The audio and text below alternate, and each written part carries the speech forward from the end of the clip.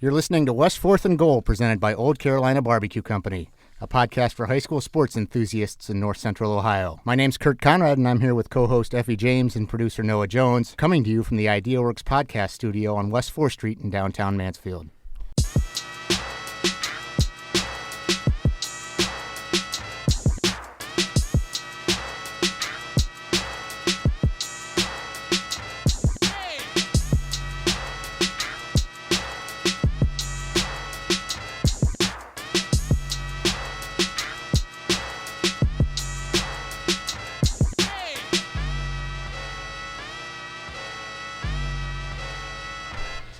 I don't know about you, but I'm glad to have Noah back in the studio. He was out of town last week, but he does most of the heavy lifting around here.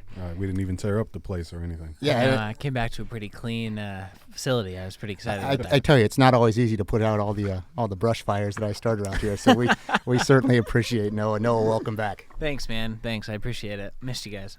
Before we get going here, let's have a word from our sponsors, Old Carolina Barbecue Company. Old Carolina Barbecue is authentic barbecue inspired by the Great Carolinas. Head on over for your Sunday meal and have an all-you-can-eat barbecue at 2035 4th Street in Ontario, Ohio, and you're sure to agree that it's the best barbecue in town. We should also take a minute to thank Two Cousins Pizza. Two Cousins is the official pizza of West 4th and Goal. Andy McIntyre not only makes the best pizza in town, he's also Richland County's best golfer. Andy won the Richland County Men's Golf Association County Championship for a second straight year over the weekend. He's also the two-time Westbrook Country Club champ. Congratulations to Andy. If you're hungry for pizza, subs, salads, or stromboli, give Two Cousins a call at 419-522-2211 or stop by the shop at 103 North Main Street. Now, F, you were a very good quarterback during your day at Mansfield Senior. You led the Tigers to their first ever playoff appearance in '93. If you had to pick out one game to put on your resume, which game would it be? Ooh, that's a good one. Well, the Madison game is the one that probably I'm most remembered for, but probably it wasn't my best game statistically. I think I had 2 turnovers in that game, but that's the game that kind of won us the conference title and propelled us into the playoffs. So that's the most memorable one I can think of. Well, our guest this week had a pretty memorable game this past week. He threw for 230 yards and 5 touchdowns in a 43-16 win over backyard rival Lexington. He intercepted a pass for good measure. He's a return guest to the program. We're glad to welcome back Clear Fork quarterback Brennan South. Brennan, thanks for coming down and joining us. Thanks for having me. Well, tell us what's it like to throw 5 touchdowns in a game? None of us, no one in the room here has had that feeling. No, huh? Absolutely not. Well, it was over 2 days, so it was kind of weird throwing 2 and then 3 the next day. So I wouldn't say it was all in one day. Right. For those who don't know, last Friday there was a lot of rough weather in north central Ohio. A lot of games got interrupted. Game started on a Friday. Clear Fork Lex was a game that was suspended overnight, and then they finished Saturday morning. What are you doing before they announce the suspension, I guess? I mean, there's probably a time when it's just postponed and you think you might get back out and play. I mean, what are you doing for that time? Are you guys talking football? Are you taking it easy? What goes on in there then? At the start, we were just in the locker room, kind of like a halftime. The coaches were all talking, and then they came in to go over basically our evaluations for the second half and what we need to fix and our adjustments we were making to their defense and offense. And then after that, they just told us to relax, and we took off our shoulder pads and then basically just sat there and kept talking about stuff like that we needed to fix until they basically canceled it. Yeah, I would imagine that's a coach's worst nightmare is trying to keep kids on task for potentially a 2-hour rain delay before they eventually decide to postpone it. Well, it's tough. I can remember a year our opener was split up into 2 days, and when you build up for one night, for one game, you do all your game planning all week is for one night, one game. And so when the kids have a chance to go to bed, go to sleep, wake up, do the whole, all of that stuff, it felt like to us like everything we practiced went out the window, right, and we had to put another game plan in a short morning. So it is difficult, but, once the game starts back up again, I think for the players and the coaches, it ends up being just like a regular game. Was it tough to get refocused, I guess, Saturday morning? I mean, usually you're used to coming in and lifting weights and watching film on Saturdays. Yeah, it was a little weird coming in back on Saturday and having to get refocused and get ready for another game. it's like not the same when you're listening to music before the game on the way there, trying to refocus yourself, knowing you're going back to play the same team again. And then those first few snaps just feel weird, but after that, yeah, it clicks right back to where we were. Kind of feel like you're playing a junior varsity game again. Yeah. Now, last year you shared snaps at quarterback with Jared Schaefer. It was a 2-quarterback system. You guys Clear Fork had done that the last couple of years. Before it was you and Jared, it was Jared and I think Blake Dinsmore was his name a couple of years ago. This year you're kind of the one guy. I mean, having done both, I mean, do you prefer one to the other? I mean, I think Clear Fork has attempted 67 passes this year, and you've thrown 64 of them, so it's yours now.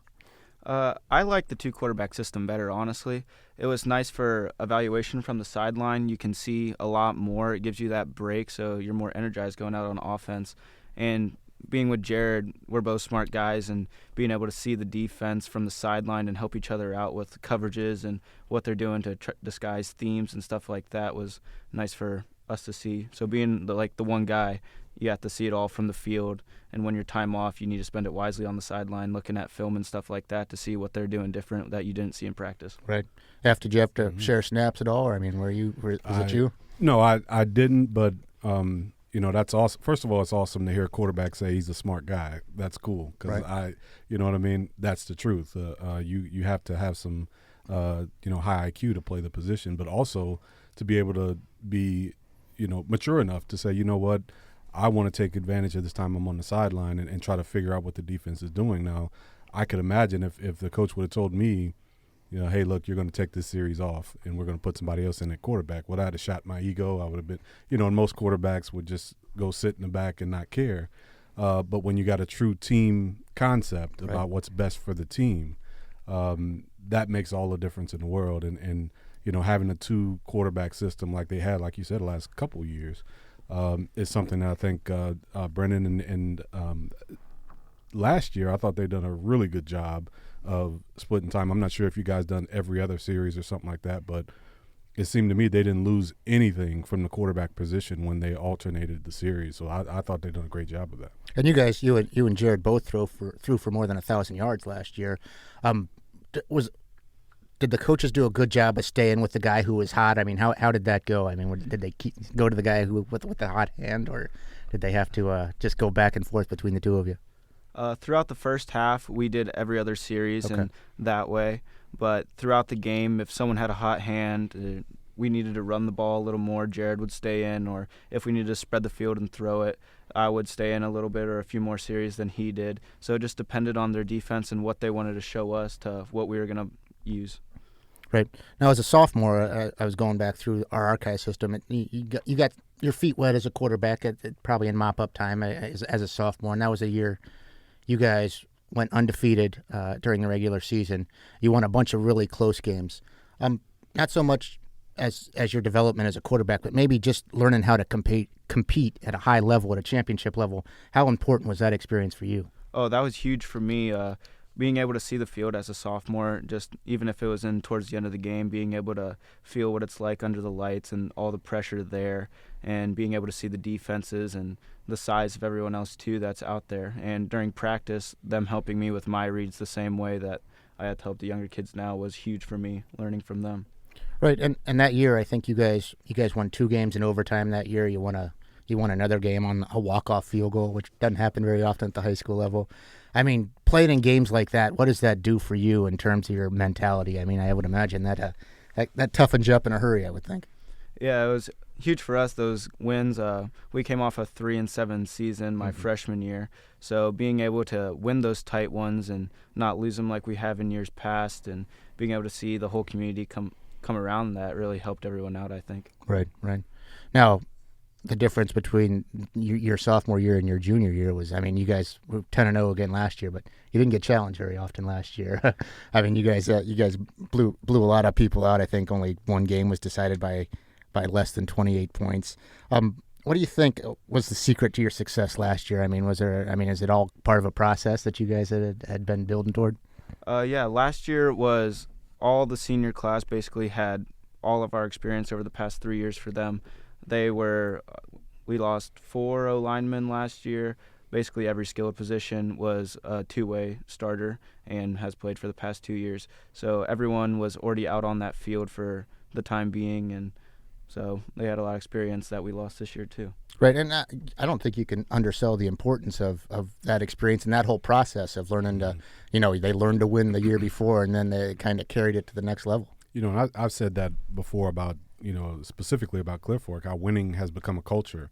And like Brennan mentioned, they won maybe 3 or 4 games his freshman year, and, they turned it around, and winning became a culture. And you have to credit the senior class that year and saying, you know what, we're going to change how we do business around here, and we're going to change the attitude and the culture.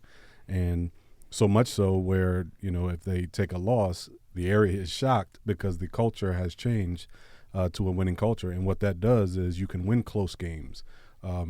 Teams may come in a little bit intimidated before the game starts because you have built such a culture. And there's no greater advantage than you having a winning culture, because that can mean points on the field without you even having to score them necessarily. Teams will already give you points because they think you're going to win anyway. So that's huge when you got a team that's got a winning culture. Right. And you guys last year, second undefeated regular season in a row. You reached the regional championship game. You lost a tough game to St. Mary's Memorial. I think it was 38-7. That game was a lot closer, I think, than the final score indicated. I think it was 7-7 at one point, and you guys were still hanging around there at halftime. It got away from you in the second half. But what do you remember about that night, and what do you take away from that? What's the takeaway value of a game like that? The whole community was there, which was pretty sweet. Everyone got off school early on Friday, and then we went down Saturday morning, and leaving with everyone on the community was on the side of the roads, and seeing everyone there with streamers and stuff like that. It was a pretty cool feeling going down there. And then playing in a regional final game was also something to take away from it too. Seeing basically the talent that every team is going to have now, and for us to get back to that point, what we need to do to be there and to beat a team like that who is so disciplined and so focused throughout a whole course of a game. And when they had their energy, that they kept it and knew how to control it. When that was our first time there, trying to control when we had energy, and the turnovers and stuff like that was hard to control when everyone's emotions were flaring. Yeah, you got to learn how to win in those games like that. Sure. And for all the success that they've had, they hadn't been to a regional championship game. It's an experience like that pays off down the road, I would think. Right, and I think that's so much the reason why you see so many of the same teams oftentimes back in the regional and back in, because you have to learn those things in those games. It's one game. It's one thing to win games on your home field and everybody's watching. You're comfortable and it's on a Friday night, but it's different when you got a lot at stake and you have to learn how to win those games. And so it's a progression. And I really think Clear Fork's done a great job going from where they came from maybe even 7-8 years ago to their progression now to expecting to win and now expecting to be a playoff team and things like that. That's huge for that program, and that's what all football programs in high school generally aspire to. And there's a lot of great support around the area for a lot of different teams, but it's unrivaled down in the valley. It's a kind of a religion unto itself, I guess, down there. It's neat to see them all turn out like that, I would imagine, for you guys especially. Oh yeah, it's huge having our community there and everyone sitting on the hill. Not a lot of people understand the tradition of that. They were gonna put more bleachers in, and everyone told them to stop. Right. And just let the hill stay, because everyone loves the hill, and people that come in just admire our stadium and think it looks cool for all its purpose. Right. Not the people that have to walk up the hill. Yeah. That's not all. Right. The press box is up at the top of that hill. It's not a great trek. That brings us to this year. You guys, like we said, you'd won 20 in a row regular season games. Then you opened the season with a one-sided win at Fredericktown. Then in week 2, Granville came to town and beat you guys 21-7. That's a team that reached the second round of the Division III playoffs last year. I think maybe not a lot of people realize it wasn't a bad team that came up here and upset Clear Fork. It was a very good football team, but nonetheless, I think a lot of things went wrong for you guys that night. What just take us through that night and how have you guys bounced back? I guess handled it.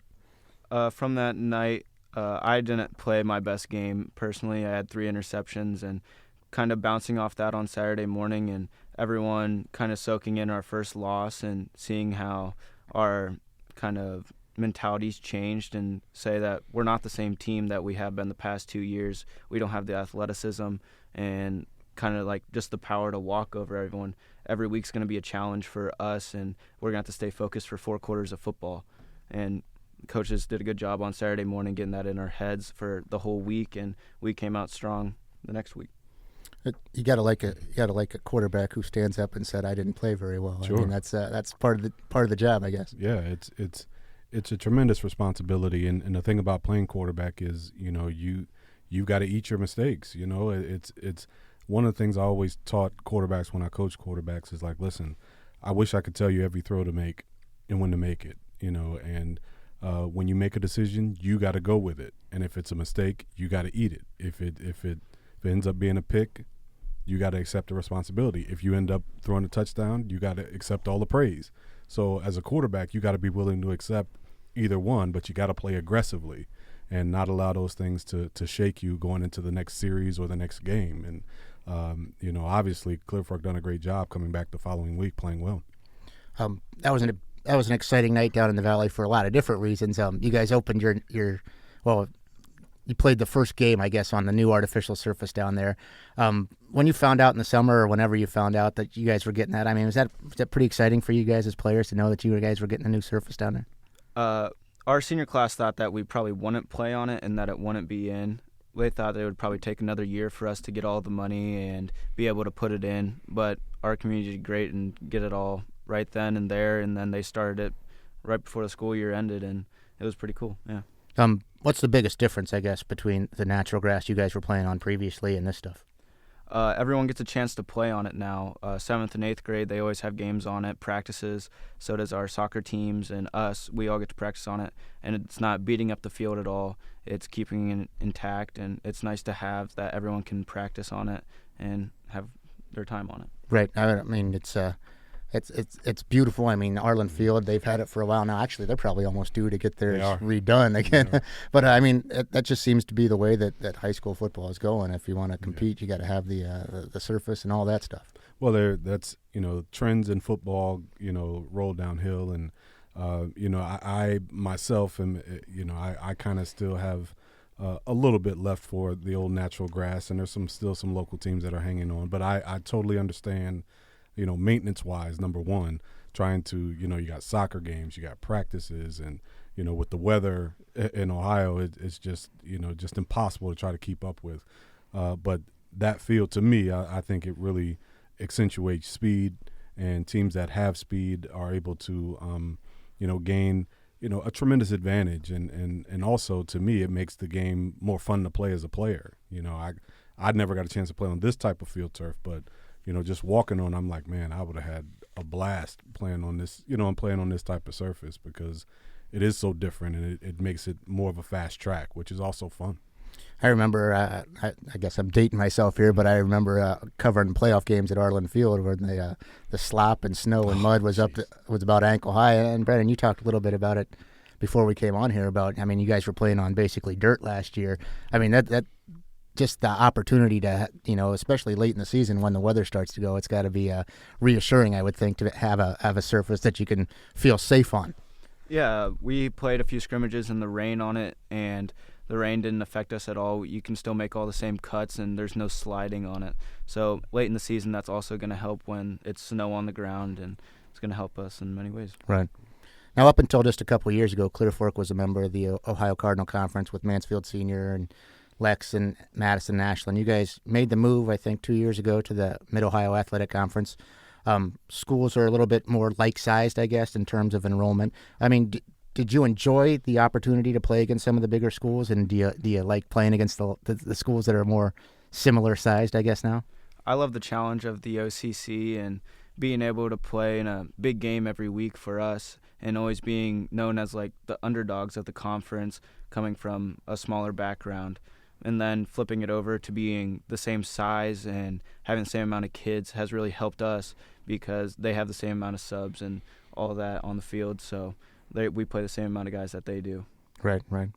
Now, a couple of years ago, think everybody was anticipating a Clear Fork versus Shelby regional championship game. It didn't work out that way. That was the year Shelby went to the state semifinals. They had Brennan Armstrong, who's now the quarterback at Virginia. Clear Fork lost in the regional semifinal that year. Now Shelby is in the conference, I guess, and I would imagine that's got to be pretty exciting to know that another school here in Richland County that you guys have a pretty strong rivalry with is a team you have to go through to win a championship.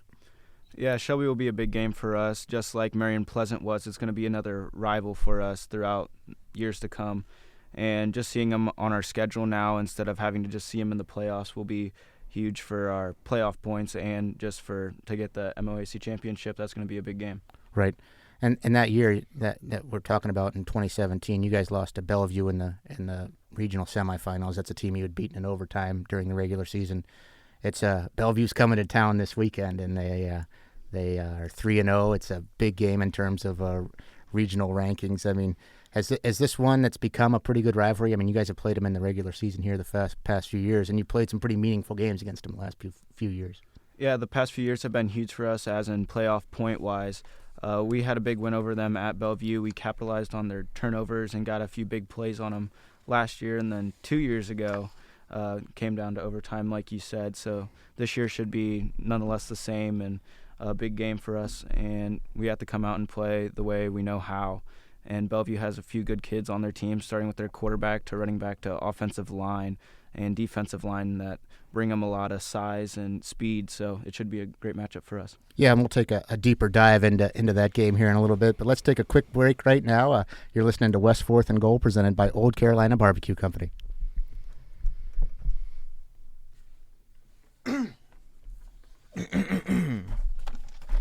Old Carolina Barbecue has recently installed a new drive-thru at their 2035 4th Street location in Ontario, Ohio. Go ahead and grab some authentic barbecue inspired by the Great Carolinas and use the drive-thru. Old Carolina Barbecue, where the best barbecue in town is slow smoked, but with quick service.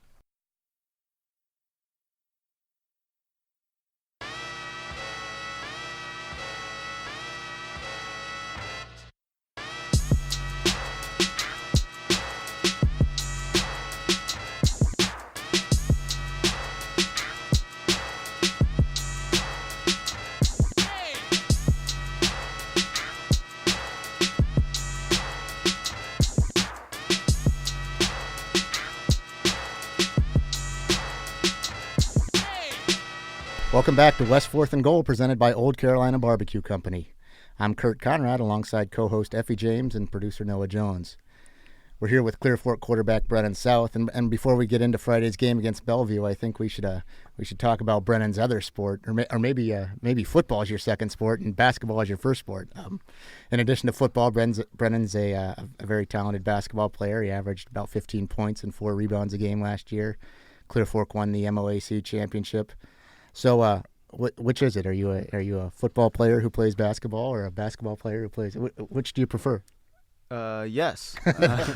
An outstanding answer. I don't know. I mean, I like basketball and I like football, but I don't know. I would probably play either one if it came down to a decision I had to make, and just depending on the day, I guess. And it's not all that unusual, I guess, at smaller schools, but we're kind of living in an age of athletic specialization. It's kind of nice to see guys who do more than one thing. Well, sure, and really not being able to decide, and I've always talked about, hoop dreams and how everyone feels like they're a basketball player and they love basketball. It's the more intimate sport, and everybody's, the fans are closer and everybody knows who you are and all of that. So more people fall in love with basketball, but it's a highly skilled sport as well. So you've got to be good to average double figures and things like that. So it's great to see, young men and ladies that enjoy multiple sports. I think that's getting the most out of your high school career. Right. And I think, in a time when specializing is kind of thing, I think specializing in a sport kind of lend itself to overuse injuries, especially. I mean, you see it a lot with baseball players. There's Mitch Doolin, a Clear Fork grad last year, had Tommy John surgery when he was a junior in high school. I mean, I don't know that it's necessarily better, I guess. I mean, in terms of injuries, but I mean, if you're specializing and just using those, that same very specific skill set over and over, you kind of lends itself to maybe hurting yourself. Yeah, I remember listening to Jim Tressel speak at one point, and he talked about how important it is for young people to play multiple sports, and it wasn't because he felt like, if a kid knows football is a sport, he shouldn't stick to it. He's saying, I would rather my young men, young boys compete all year round, and where they lack in maybe a specific skill as a football player, they make up for with competitive heart and spirit from the games that they picked up, whether it's running track or playing baseball, basketball. He said, I'd rather have my kids be competitive all year round. Right. And we feel like we have a good enough coaching staff to make them better football players. But you can't put a competitive spirit in a young man. That has to be built in through his experiences, and I agree with that wholeheartedly. Yeah. Are there similarities, I guess, just in terms of the way you prepare yourself or compete between? I mean, does the basketball court lend itself to the football field or vice versa? Oh, every sport I think helps the other one out in some way, and football helps me with basketball with strength and conditioning and size-wise, and basketball helps me with football for my hand and eye IQ and being able to move around and my agility. So, yeah, I think every sport is helpful in some way and any way. Right. Now, you guys were, I think, 18-4 last year in the regular season. How's that basketball team going to be down there? We hope to come out and play the same way we did last year and play with the same energy and the same everything as we had last year. So, yeah. Well, before we worry about basketball, I would imagine you and your classmates have some unfinished business here to tend to going forward. Like we said, Bellevue this week, but and then beyond that, what are the expectations? I mean, you guys have had so much success here recently. Is anything less than a playoff berth kind of a disappointment for you at this point? Going into the year, the disappointing thing would have been to lose a game, and we did that, and that just took pressure off our chest and letting us now just play football. And that's nice to do, knowing that we're not playing for the people of the past and who is going to bash us for losing a game over the past 2 years, and knowing that that's over with and being able to play for ourselves is nice to do. Yeah, I would imagine that winning all those games is great, but that's there's start to get some pressure on the shoulders there a little bit. Yeah, that adds up, and while it's great to win game after game, Brennan, you could speak to this. Like, how did that feel after going that many games in a regular season, winning all those games, and then knowing now that people are expecting you to win every single regular season game? Did you feel the pressure building at all, or did you guys feel that as a team? Yeah, as a team, we definitely felt the pressure building as we won after week one, and everyone was worrying about what Granville had. And then after the game, it kind of all subsided, and we kind of got set back into reality. Like, football, we're not going to win every single game, and we know that. So being able to come in Saturday and refocus on everything and just being able to play football now is nice to do. Right. Now, you guys, 2 years ago, you went to the regional semifinals. Last year, you played in a regional championship game in football. How important, I guess, are those experiences? I mean, what's the difference between regular season football and playoff football, and just how much more intense is it, I guess, once you get to week 11? I would say it's more about experience. Now we're playing 2 to 3 more weeks that every other team in the MOAC isn't playing, and our younger kids are now practicing with us, and they get that extra couple weeks of practice, so that helps us going into the following year as well, not just that year. Yeah, very early in my journalism career, I talked to a high school football coach at Black River High School in northern Ashland County, and he said, we value the playoffs if for no other reason than we get to have 2 extra weeks of practice. Right. Being able to tell your players that, hey, listen, the majority of teams in Ohio are not practicing this week, and just that alone is a tremendous confidence boost, and it gives you, at its core, it helps your young players get better, and you're able to that experience of them guys practicing football while everybody else in the area is on the basketball court is special. I can remember that, the first time we went to the playoffs, And I'm sitting here watching, all my friends from other schools are like, yeah, we had open gym last night, and here we are still out there practicing football. That's a great feeling. It really is. Right, you get to practice underneath the lights, and it gets dark a lot sooner when you're playing in week 11. That's for sure. Now, Brennan, I think you've completed almost 70% of your passes this year. Thrown for about 600 yards, 11 touchdowns. I think you've thrown touchdowns to 4 or 5 different guys. You guys obviously have a lot of weapons. How easy do those guys make your job, I guess? Oh, it's real nice having speed on the outside and also kids that can catch the ball out there, and they have athletic abilities that I don't have, so they can catch and I can throw, which is nice. Now Bellevue, I think they've only given up 14 points through 3 weeks. Obviously a very big challenge for you in the offense. What do they do well defensively that's allowed them to be so successful? Defensively, they're going to run a zone against us, and we're probably expecting like a cover 2 type of look and try to keep the big play bomb in front of them and make it break up on everything and tackle. So we're going to have to live with 2 and 5 yard gains and just keep moving the ball down the field, knowing that we're not going to get those breakaway 50, 60-yard touchdowns. And doing that, I would imagine that keeps. They have a high octane offense. It looks like they're averaging almost 40 points a game. I guess the best defense is a good offense, or vice versa, right? If you can keep their offense off the field, that's a pretty good spot. That helps us in many ways. Keeping their offense off the field is going to help our defense with. They're going to be able to catch their breath, and Bellevue's going to come out and ground and pound us. And they have a good back and good quarterback that like to run the ball. Mm-hmm. So we're going to have to key in on that, and that gives our defensive line time to breathe as our offense is on the field. So we're going to have to try to slow the game down a little bit. Now, you're a guy who plays both ways. Do you get much of a chance to take a rest? It seems like you're in the defensive backfield when you're not playing quarterback. It's when I'm on offense, I'm out on the field, defense out on the field, and then kickoff and kick return is when I'm on the sidelines. And when I'm over there, I usually just take my breath, take a look around, get some water, and then evaluate film for the next series. Does playing quarterback, I don't know, do you take things from playing quarterback to the defensive secondary? Do you look at it a little differently? Do you kind of look at playing cornerback as like trying to look at it through the quarterback's eyes? Or? Oh yeah, it's easy to see. You can see a lot of the offensive schemes and what they want to do to you from playing quarterback. The footwork of the opposite quarterback is a big thing. Being able to read his feet or the wide receiver's feet that's coming at you, being able to tell run, pass, and the routes that's coming at you is huge. Right. Now that's obviously Bellevue Clear Fork is one of the bigger games in the area, but it's not the only big one. There's a few games I think people around town are going to be paying attention to.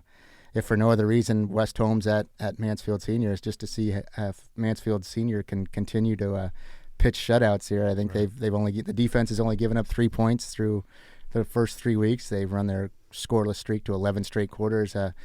If you've been around a long time, this is a defense, once in a while defense, I guess. Yeah, one of the things that's interesting about how well they're playing is like we were talking about with Brennan, the pressure starts to build, and especially for one specific unit. So right now the defense is playing well. It's no more different than winning games in a row.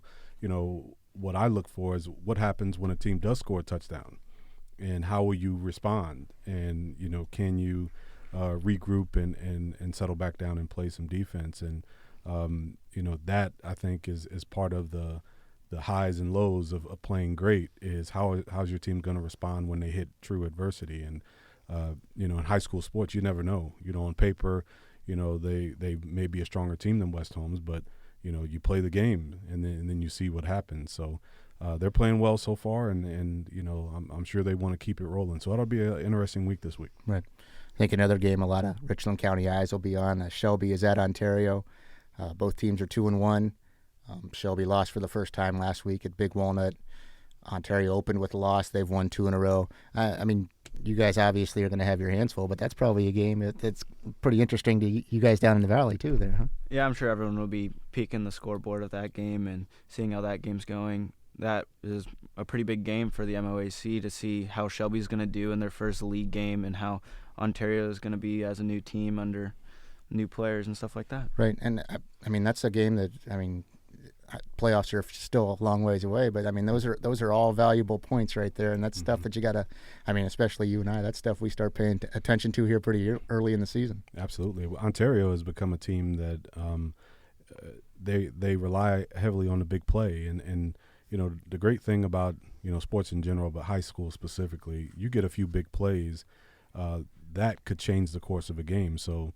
You get a team who may not be physically talented as the other team, but they get a few big plays. They get a turnover, throw a deep touchdown pass, and all of a sudden the game has changed, and now the pressure's on. A team. I'm looking at Shelby, who is probably on paper probably a favorite in this game, but I know Ontario has had some games where they've had some big plays, and if they can get some big plays, cause some turnovers on defense, that game could be very, very interesting down there. And like you said, it has great repercussions on the league. It's funny what momentum will do for a team too. I mean, you start making a few plays at home, it's a whole different ballgame. Absolutely. Another game I think some people will be paying attention to. Plymouth might be the surprise of Richland County. The Big Red are 3-0. They've outscored. They're averaging about 42 points a game. I don't think anyone saw that coming. They play at Norwalk St. Paul, and until proven otherwise, the road to the Firelands Conference Championship runs through St. Paul. I don't think St. Paul hasn't allowed a point in 3 weeks, so it's I guess the Big Red will find out what they're made of this week. It's a Saturday night game, like it always is up at Norwalk. Yeah, that like we talked about how tradition plays a big part, and winning culture plays a big part. With Plymouth being 3-0 at this point, they are really on a roll at this point, but they have to look at winning culture and have to erase the fact that you're not playing against those St. Paul teams from the past. You're playing against this team that's in front of you, and if they let that go and play their game, it could be an interesting game, and anything could happen. I truly believe anything could happen. You get a couple big plays, you play smart and hard defense. Any team could beat any team, and especially in that league, it'll have great repercussions again in that league. Right, and before you know it, we'll be at the season's midway point. It certainly does rush past here very quickly. I think that's going to do it for us today. We'd like to thank Clear Fork's Brennan South for joining us, and on behalf of Effie James and Noah Jones, I'd like to thank you for listening to West 4th and Goal, presented by Old Carolina Barbecue Company.